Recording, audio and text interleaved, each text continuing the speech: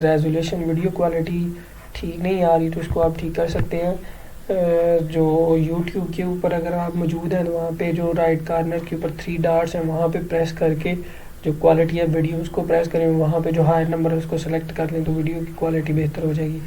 अच्छा जी, वीडियो की तरफ आते हैं। हमारा जो आज का लेक्चर है वो calculate velocity of disc hoop and sphere at the bottom of incline plane when it rolls without slipping. कह रहा है कि डिस्क की वेलोसिटी कैलकुलेट करें, हूप की वेलोसिटी कैलकुलेट करें एंड स्फीयर की वेलोसिटी कैलकुलेट करें जब ये डिस्क हूप एंड स्फीयर किसी इंक्लाइन प्लेन के ऊपर से रूल डाउन करती हुई नीचे आ रही विदाउट स्लिपिंग। तो ये कह रहा है कैलकुलेट करके दें। तो velocity of disc at bottom of incline plane, हमने जो डिस्क की वेलोसिटी देखनी है बॉटम पॉइंट पे आके उसकी वेलोसिटी क्या होगी। Velocity of hoop at bottom point of incline plane यहाँ पे देखना है। Velocity of sphere at bottom of incline plane यहाँ पे कैलकुलेट करेंगे। नेक्स्ट हमारा जो टॉपिक है what is the angular momentum explain in detail. हमारे पास एंगुलर मोमेंटम क्या होता है इसको डिटेल में हमने यहाँ पे डिस्कस करना है। सबसे पहले एंगुलर मोमेंटम क्या है, इसका फार्मूला क्या है, इसके यूनिट्स क्या हैं, डायरेक्शन ऑफ एंगुलर मोमेंटम क्या है। चूँकि ये हमारे पास एक वेक्टर क्वांटिटी है, इसकी कुछ न कुछ डायरेक्शन होगी, इसके direction by right hand rule हम देख सकते हैं। और एट द एंड हमने जो लास्ट पे देखना है वो relation between angular momentum and torque को यहाँ पे डिस्कस करना है। सबसे पहले जो हम अपना पहला टॉपिक डिस्कस करते हैं वेलोसिटी वाला, तो उसमें एक्सप्लेनेशन हमारे पास कुछ इस तरह से है। हमारे पास एक इंक्लाइन प्लेन है, this one is a incline plane. Incline plane की हाइट h है। यहाँ पे हमने वो तीनों जो हमने ये डिस्कस की करने हैं। यहाँ पे रिंग है जिसको हूप कहते हैं, ये डिस्क है और साथ स्फीयर को चूँकि यहाँ पे शो नहीं करवाया लेकिन स्फीयर भी होगा। इन तीनों को जब यहाँ पे प्लेस करेंगे तो इस वक्त इनकी अंदर जो एनर्जी होगी सारी की सारी पोटेंशियल एनर्जी होगी। चूँकि यहाँ पे हाइट है और हाइट की वजह से जो एनर्जी होती है वो पोटेंशियल एनर्जी होती है।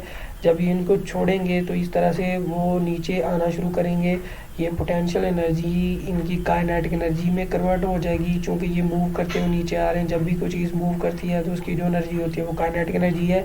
यहाँ पे दो किस्म की काइनेटिक एनर्जी होगी। एक तो ये जो रिंग है इस तरह से रोल डाउन करता हुआ नीचे आ रहा है, रोल डाउन करने की वजह से जो एनर्जी होगी इसको kinetic energy, rotational kinetic energy बोलेंगे।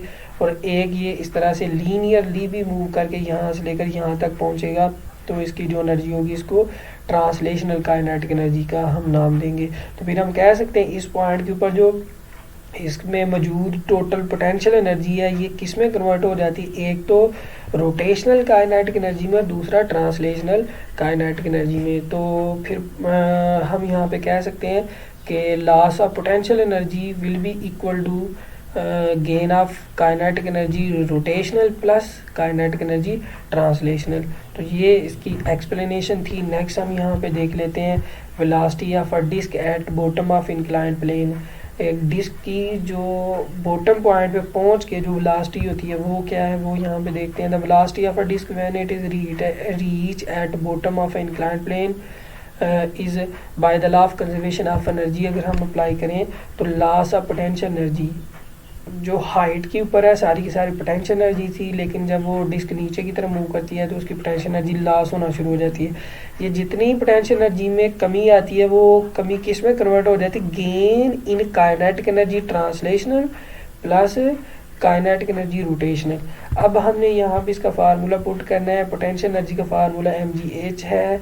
यहाँ पे जो ट्रांसलेशनल काइनेटिक एनर्जी है इसका formula, translational linear kinetic energy होती है इसका formula half of mv square है। जबकि ये प्लस यहाँ पे ऐसे आ गया। रोटेशनल काइनेटिक एनर्जी का फार्मूला 1/4 mv स्केयर है। रोटेशनल काइनेटिक एनर्जी हम पिछले टॉपिक में पढ़ के आ चुके हैं कि डिस्क की रोटेशनल काइनेटिक एनर्जी क्या होती है 1/4 mv स्केयर होती है। जब इसको सॉल्व करेंगे तो हमारे पास यहाँ से भी यहाँ पे भी m आ रहा है, इस दोनों साइडों में भी m आ रहा है। यहाँ से हम कॉमन लेके दोनों को जब यहाँ पे काट देंगे तो हमारे पास GH is equal to 1/2 v square plus 1/4 v square आ रहा है। यहाँ पे v स्केयर कॉमन है, दोनों में से v स्केयर को जब कॉमन ले लेंगे तो हमारे पास 1/2 प्लस 1/4 आ जाता है। इसका जब LCM लेंगे तो हमारे पास फाइनली ये 3/4 आएगा। ये 3/4 जब यहाँ पे आएगा तो 4/3 GH आ जाएगा। यहाँ पे हमारे पास वी स्क्वायर है, जब स्क्वायर रूट लेंगे तो हमारे पास फाइनली जो velocity of disc at bottom point आएगा स्क्वायर रूट 4/3 GH आ जाता है, या इसको 4GH/3 स्क्वायर रूट भी हम पढ़ सकते हैं। तो ये हमारे पास जो है velocity of disc at bottom point आ जाता है। नेक्स्ट हम देखने जा रहे हैं velocity of a hoop at bottom point of inclined plane. अगर हम डिस्क की जगह पे हूप ले लेते हैं या रिंग ले लेते हैं तो तब हमारे पास उसकी वेलोसिटी क्या होगी। Now consider a hoop of a mass M is place at the top of a mass inclined plane having a height H as shown figure. जब हम किसी एम मैस वाले रिंग को या हूप को किसी इंक्लाइंड प्लेन की height H पे प्लेस करते हैं जैसा कि फिगर में दिखाया गया है, तो देन हमारे पास जो इसके बॉटम पॉइंट पे पहुंच के जो इसकी वेलोसिटी होगी वो कैलकुलेट करने के लिए हम यहाँ पे law of conservation of energy को लगाते हैं। फिर से यही फार्मूला लिखा, loss of potential energy is equal to gain of kinetic energy translational plus gain of kinetic energy rotation. दोनों की जब यहाँ पे वैल्यू पुट करते हैं, पोटेंशियल एनर्जी का फार्मूला mgh आता है, ट्रांसलेशनल काइनेटिक एनर्जी का formula half of mv square आता है, rotational kinetic energy of hoop हम देख चुके हैं, पहले कैलकुलेट कर चुके हैं, ये 1/2 mv स्क्वायर है। इन दोनों को जब सॉल्व करेंगे तो हमारे पास ये m दोनों साइडों से हम कॉमन लेके इसको स्किप कर रहे हैं, तो gh is equal to 1/2 v square plus 1/2 v square. तो यहाँ से v स्क्वायर दोनों साइडों पे कॉमन आ रहा है, यहाँ पे 1/2 हाफ में ऐड करेंगे तो 1 आता है, तो v is equal to square root GH आ जाता है। ये हमारे पास जो फाइनल रिजल्ट आ जाता है velocity of a hoop at bottom point of inclined plane. Next हम जो देखने जा रहे हैं velocity of a sphere at bottom point in inclined plane. फिर से हम यहाँ पे ऐसे लिखा हुआ है कि एक हमारे पास स्फीयर है जिसका मैस m है और इसको हमने किसी इंक्लाइंड प्लेन की हाइट h पे रखा हुआ है। जब इसको छोड़ते हैं तो रूल डाउन करता हुआ नीचे आता है, बॉटम पॉइंट पे आके इसकी वेलोसिटी क्या होगी वो हम कैलकुलेट करना चाहते हैं। तो इसका ये फार्मूला है, loss of potential energy is equal to gain in kinetic energy plus ये law of conservation of energy से ये फार्मूला लिखा। तो पोटेंशियल एनर्जी का जो फार्मूला mgh है, gain of translational kinetic energy का formula half of mv square है, जो रोटेशनल काइनेटिक एनर्जी का फार्मूला 1/5 mv स्क्वायर है। जैसे कि हम यहाँ पे पहले पढ़ चुके हैं, rotational kinetic energy of sphere की वैल्यू क्या होती है 1/5 mv स्क्वायर इसका फार्मूला। जब यहाँ से दोनों साइडों पे m कॉमन लेके तो स्किप करेंगे, gh is equal to 1/2 v square plus 1/5 v square आ रहा है, v स्क्वायर दोनों साइडों पे कॉमन ले लेंगे तो 1/2 प्लस 1/5 इन दोनों को जब हम इनका एलसीएम लेंगे तो हमारे पास 7/10 आएगा। तो यहाँ पे हमने वेलोसिटी कैलकुलेट करनी है, तो 7/10 दूसरी साइड पे चला जाएगा, स्क्वायर रूट दोनों साइडों पे ले लेंगे तो हमारे पास velocity is equal to square root 10/7 GH आ जाता है। ये हमारा पहला टॉपिक कंप्लीट हो गया। नेक्स्ट हम यहाँ पे जो देखने जा रहे हैं what is the angular momentum क्या है। एंगुलर मोमेंटम जो यहाँ पे शो किया गया है इसको हमें यहाँ पे बारी बारी देखना है। सबसे पहले एंगुलर मोमेंटम की डेफिनेशन क्या है, the cross product of a position vector of a rotating body, जो बॉडी रोटेट कर रही है उसका जो पोजीशन वेक्टर r है, इसकी क्रॉस प्रोडक्ट हमने लेनी है किसके साथ, about an axis of rotation and the linear momentum of the body. अगर हम यहाँ पे जो भी बॉडी रूल डाउन कर रही है अपने एक्सिस ऑफ रोटेशन पे, उसका जो पोजीशन वेक्टर r है, इसका अगर हम लीनियर मोमेंटम p के साथ क्रॉस प्रोडक्ट ले लेते हैं तो इसको हम एंगुलर मोमेंटम का नाम देते हैं। तो यहाँ पे नीचे लेट किया हुआ है, consider a body having mass m rotating about an axis. एक हमारे पास बॉडी है जिसका मास m है जो कि अपने एक्सिस के अराउंड रिवॉल्व कर रही है। The angular momentum L of this body having, अगर हम वहाँ पे उस बॉडी का एंगुलर मोमेंटम देखना चाहते हैं, एंगुलर मोमेंटम को कैपिटल L से डिनोट करते हैं। It is a vector quantity, इस वजह से इसके ऊपर एरो लगाया हुआ है, having a position vector r, और उस रिवॉल्व करती हुई बॉडी का जो पोजीशन वेक्टर r है एंड लीनियर मोमेंटम, और उसका जो लीनियर मोमेंटम p है, इट इज़ रिटन एज, इसको हम ऐसे लिख सकते हैं। यहाँ पे आप देखिए पोजीशन वेक्टर और ये जो हमारे पास लीनियर मोमेंटम इन दोनों की क्रॉस प्रोडक्ट लेते हैं तो हमारे पास एंगुलर मोमेंटम आता है। अगर इसकी क्रॉस प्रोडक्ट ओपन करते हैं तो हमें पता है कि इसके साथ साइन थीटा आता है। ये पहले वेक्टर का मैग्नीट्यूड, दूसरे वेक्टर का मैग्नीट्यूड साइन ऑफ थीटा, और N is a unit vector, is a normal vector. ये यूनिट वेक्टर जो है बेसिकली डायरेक्शन बताता है इस एंगुलर मोमेंटम की। तो next, theta is the angle between position vector and linear momentum. तो ये आर और पी के दरमियान एंगल थीटा है। नेक्स्ट हमारे पास है कि the magnitude of angular momentum. अगर हम यहाँ पे देखें तो L is equal to R P. अगर यहाँ पे जो एन यूनिट वेक्टर इसको हटाएंगे तो यहाँ पे इसका जो ऊपर एरो है ये भी हट जाएगा, तो ये हमारे पास मैग्नीट्यूड फॉर्म में इसका फार्मूला आ जाएगा। अगर हम इसको यहाँ पे फिगर के अंदर देखें तो हमारे पास इस तरह से ये एक बॉडी है जो कि इस तरह से सर्कुलर पाथ में रिवॉल्व कर रही है। इसका जो ओरिजिन से लेकर जो एक वेक्टर होगा जो कि इसकी पोजीशन बताता है, ये पोजीशन वेक्टर आर है। अगर इसका लीनियर मोमेंटम देखें, लीनियर मोमेंटम इसका लीनियर वेलोसिटी की डायरेक्शन में लीनियर मोमेंटम है, this one is a linear momentum. तो यहाँ पे इन दोनों की आर और पी, इन दोनों की क्रॉस प्रोडक्ट लेते हैं, हमारे पास जो एंगुलर मोमेंटम आता है, एंगुलर मोमेंटम की डायरेक्शन हमारे पास ये ऊपर को है। तो ये राइट हैंड रूल से हम डायरेक्शन ले सकते हैं। ये आर और पी जो हमारे पास एक प्लेन आ रही है, इस प्लेन के बिल्कुल परपेंडिकुलर हमारे पास एंगुलर मोमेंटम होगा।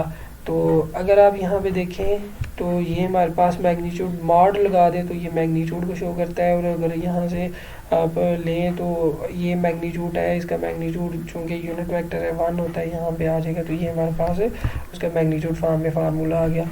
P is a linear momentum, इसकी वैल्यू हमारे पास एम वी होती है। तो आर ऐसे ही, एम ई ऐसे ही, साइन थीटा बिल्कुल वैसे ही आ गया।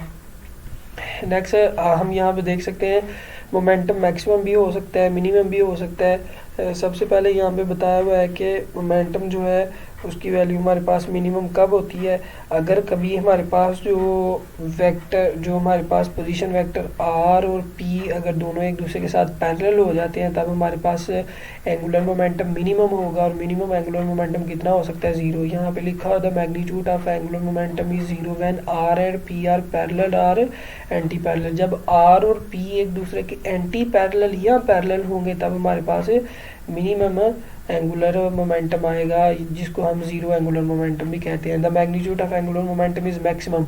एंगुलर मोमेंटम की वैल्यू मैक्सिमम कब होती है कि when R and P are perpendicular, जब आर और पी एक दूसरे के साथ परपेंडिकुलर होंगे। The linear velocity v is along the tangent line when a body moving in a circular path. जब बॉडी इस तरह से सर्कुलर पाथ में रिवॉल्व कर रही है तो उसकी वेलोसिटी जो है जो linear velocity along the tangent line. The radius of a circle and tangent at any point of a circle are always perpendicular, so theta is equal to 90। जब कभी हमारे पास एक बॉडी सर्कुलर पाथ में revolve करती है तो उस वक़्त उसकी लीनियर वेलोसिटी की जो डायरेक्शन है वही डायरेक्शन उसके लीनियर मोमेंटम की होती है। तो अगर हम यहाँ पे देखें लीनियर मोमेंटम की direction along the tangent line है, जबकि ये जो आर वेक्टर है, पोजीशन वेक्टर, ये हमारे पास अलोंग द रेडियल लाइन है। तो दोनों एक दूसरे के साथ यहाँ पे परपेंडिकुलर है, दोनों के दरमियान यहाँ पे जो एंगल बनेगा वो 90 एंगल बनेगा। और अगर आप यहाँ पे देखें जो एंगल बनेगा वो हमारे पास इन दो वेक्टर के दरमियान बनेगा, तो एंगल यहाँ पे 90 बनेगा। तो 90 जब एंगल बनता है उस वक्त हमारे पास एंगुलर मोमेंटम मैक्सिमम आता है और उसकी डायरेक्शन जो है वो अपवर्ड होती है। नेक्स्ट आप एंगुलर मोमेंटम को मज़ीद आप यहाँ पे देख सकते हैं कि यहाँ पे हमने देखा आर और पी के दरमियान एंगल 90 है। जब यहाँ पे 90 लगाएंगे साइन 90 1 की इक्वल होता है तो L is equal to M V R आ जाता है।